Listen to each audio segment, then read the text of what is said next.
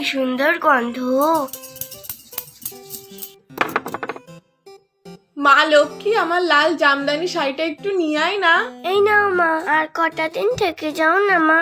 আর থাকলে হয় বল মা, তোর বাবা যে ওইদিকে একা একা কি করছে তার ঠিক নেই। গেলেই তো এক্ষুনি পড়াশোনা করতে হবে। এখানে সবাই আমার জন্য লুচি, সুজি, নাড়ু আরো কত কি বানিয়েছে। এবারে তুই পড়াশোনাটা ছেড়েই দে, মামার বাড়িতেই থেকে যা। আর একটা দিনই থাকি না মা, আবার তো 1 বছর পর আসবো। তাছাড়া সবাই আমাকে থাকার জন্য জোর করছে। থাক, তুই তাহলে থাক, তোর আর যেতে হবে না। আর হ্যাঁ, দুষ্টুমি করবি না, মারামারি করবি না, নাড়ু নিয়ে কাড়াকাড়ি করবি না। আমি যখন আবার কালী রূপে আসবো তখন না হয় যাস, সেই সময় তো আবার বাজির শব্দ, তুবি, পটকা, সাপ, ব্যাং, নামের কি ছিরি। অত রাগ করছো কেন মা? একটা নাড়ু খাবে না? না, তুই খা। যাই দেখে আসি কে কি আমার জন্য আয়োজন করেছে।